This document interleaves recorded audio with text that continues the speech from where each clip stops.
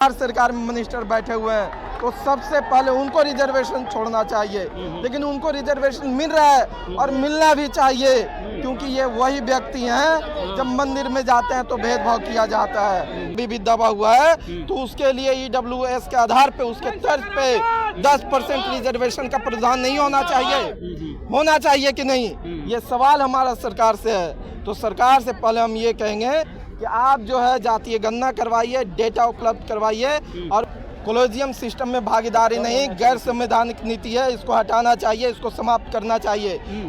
जब तक इस देश के साधन और संसाधन में जनसंख्या के आधार पर बराबरी हिस्सेदारी नहीं मिल जाती। बिल्कुल आप उसको देख सकते हैं जिस प्रकार से न्यायपालिका जो है कार्य कर रही है, लगातार जो है जो उसका काम नहीं है। क्या ये क्रीमी लेयर का पहले जो है संसद में इस पे चर्चा नहीं होना चाहिए था?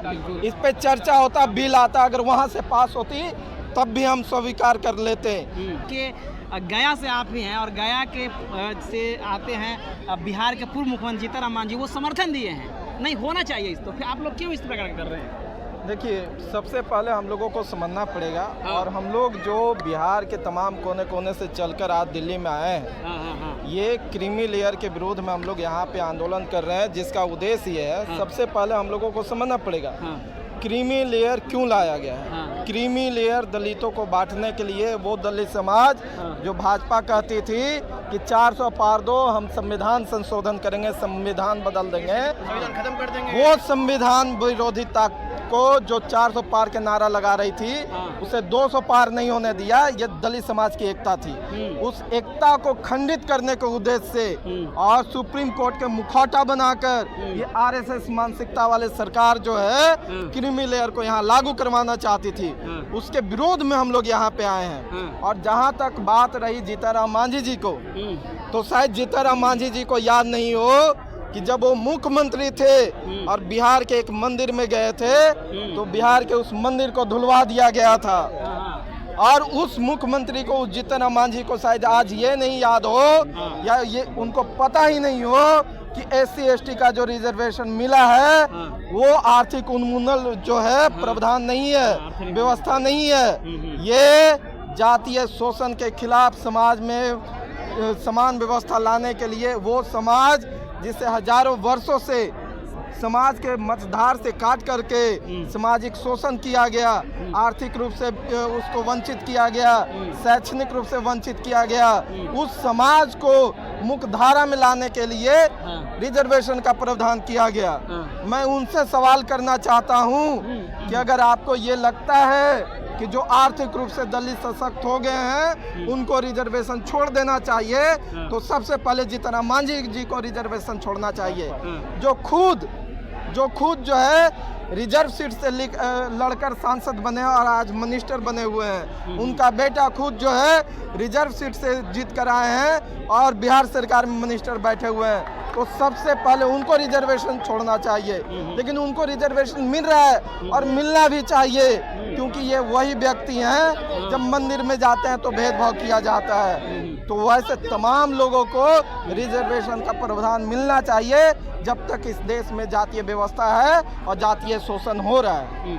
जीतन राम मांझी समर्थन किए हैं, उसके अलावा सुप्रीम कोर्ट भी कहा है कि इसमें दलित में जो दबंग जातीय है, चमार हुआ, जाटव हुआ, पासवान हुआ, ये लोग खा जा रहे हैं और उनको मौका नहीं दे रहे हैं, इसलिए एक कोटा विदिन कोटा होना चाहिए। हमें ये बताइए, आप किस आधार पे ये आकलन कर लिए कि जो है अनुसूचित जाति के इन जातियों को रिजर्वेशन का लाभ नहीं मिला है? कौन सा डाटा है ना? जातीय है आपके पास, आर्थिक जनगणना है, आप ये बिहार के लिए प्रावधान किए हैं या पूरे देश के लिए किए हैं? तो वहाँ पे जातीय गणना नहीं हुआ है, जातीय जनगणना करवाना चाहिए पूरे देश में, पूरे देश में ये होना चाहिए। और आपके पास डेटा उपलब्ध करवाइए कि कौन सा जाति जो है आर्थिक रूप से कितना सशक्त हुआ है, सामाजिक रूप से, शैक्षणिक रूप से कौन सा जातियाँ कितना जो है प्रबल हुआ है, उसके बाद आप रिजर्वेशन में क्रीमी लेयर लाने का प्रावधान कीजिए, हम स्वतः स्वीकार करेंगे। लेकिन आप EWS को किस आधार पे आप रिजर्वेशन का प्रावधान किए,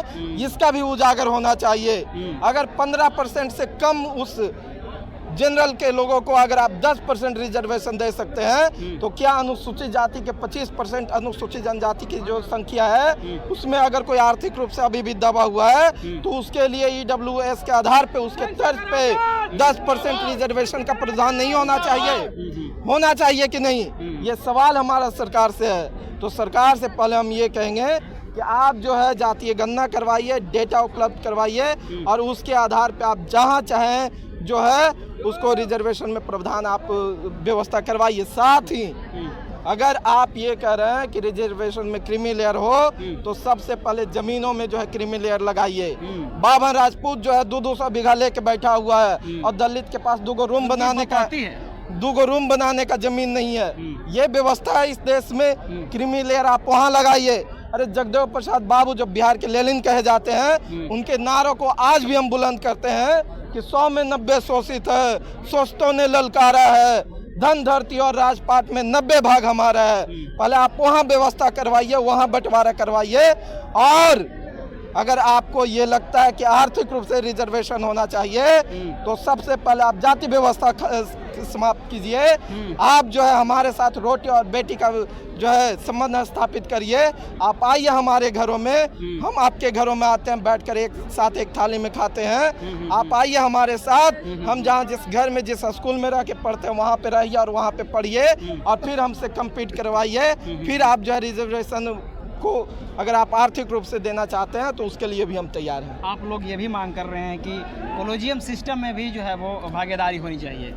कॉलेजियम सिस्टम में भागीदारी नहीं, गैर संवैधानिक नीति है, इसको हटाना चाहिए, इसको समाप्त करना चाहिए। लैटरल एंट्री, बिल्कुल लैटरल एंट्री गैर संवैधानिक नीति है, इसको समाप्त करना चाहिए। NFS लगाकर आप रिजर्वेशन में आज भी पूरे देश में हजारों की संख्या में बैकलॉग की सीट खाली है, उसको आप भरने का प्रावधान करिए। आप जो है कब तक दलित समाज को ठगते रहेंगे, कब तक इनको गुमराह करके हमारे हक अधिकार को मारते रहेंगे? अब ऐसा नहीं होने वाला है, क्योंकि अब सड़क से लेकर संसद में आवाज गूंज रही है भीम आर्मी की। अब संसद में चंद्रशेखर भाई बोलेंगे और सड़क पे उनके तमाम कार्यकर्ता ऐसे ही संघर्ष करते रहेंगे जब तक इस देश के साधन और संसाधन में जनसंख्या के आधार पर बराबरी हिस्सेदारी नहीं मिल जाती। बाबा साहब क्या कहते थे कि कार्यपालिका और न्यायपालिका को अलग अलग होना चाहिए, तो इस मौजूदा समय में आपको लग रहा है कि कार्यपालिका और न्यायपालिका दोनों एक हो गया है और एक होकर के सारा फैसला धड़ाधड़ दिया जा रहा है? बिल्कुल, आप उसको देख सकते हैं जिस प्रकार से न्यायपालिका जो है कार्य कर रही है लगातार, जो है जो उसका काम नहीं है। हाँ। क्या ये क्रीमी लेयर का पहले जो है संसद में इस पे चर्चा नहीं होना चाहिए था? इस पे चर्चा होता, बिल आता, अगर वहाँ से पास होती तब भी हम स्वीकार कर लेते, क्योंकि हमारे संसद हैं वहाँ, वो समझते, वो उस पे जो है निर्णय लेते। लेकिन आप जो है मुखौटा बना रहे हैं सुप्रीम कोर्ट को। आप पिछले दरवाजा से, चोर दरवाजा से जो है गलत नीति लाकर हमारे जो हक अधिकार मिले उसे आप समाप्त करने का प्रयास कर रहे हैं। लैटरल एंट्री क्या है? आज देश में वही तो हो रहा है, रिजर्वेशन को ख़त्म किया जा रहा है। लगातार प्राइवेटाइजेशन के माध्यम से क्या हो रहा है? गलत नीति बनाकर आप जो है हमारे हक अधिकार, वो समाज जो हजारों वर्षों से दबा कुचला था वो आज उठने लगा, तो उसे पुनः जो है दबाने का प्रयास आप कर रहे हैं। आपको लग रहा है कि इतना जो भीड़ जमा हुआ है, इस भीड़ जमा होने की वजह से सरकार पर कोई प्रभाव पड़ेगा या ऐसे ही इस तरह से चलता रहेगा? भीम आर्मी जब सड़क पे आई है सरकार उसका समीक्षा करती है। वो चाहे आज विपक्ष में बैठे हुए कांग्रेस हो या सत्ता में बैठे हुए भाजपा हो, जब कांग्रेस धारी राज्यों में भी भीम आर्मी सड़क पे उतरती है तो वो भी समीक्षा करते हैं और भाजपा भी समीक्षा करती है। तो इससे प्रभाव पड़ता है और गहरा प्रभाव और अब और पड़ेगा। अगर सुप्रीम कोर्ट या सरकार डिसीजन नहीं लेती है, उनके आप ये पुनर्विचार याचिका पे सुनवाई नहीं करती है, तो अगला कदम भीम आर्मी का क्या होगा? अगर ये नहीं माना जाता है तो आप देखिए, सबसे पहले बहुजन समाज ने इस देश में और भीम आर्मी ने भी जो है 1 सितंबर को पहला चरण में आंदोलन किया, पूरा भारत बंद करने का काम किया। ये भीम आर्मी के नेतृत्व में दूसरा चरण का आंदोलन है। अगर फिर भी इसे जो है हमारी मांगों को नहीं माना जाता है तो पूरे देश में आंदोलन होंगे और जो समाजवादी विचारधारा के लोग सत्ता में स्थापित हैं उन्हें समय से पहले बेदखल कर दिया जाएगा और उन्हें सत्ता से इतना दूर फेंका जाएगा कि सत्ता के कुर्सी की तरफ देखने के लिए भी दूरबीन लगेगा।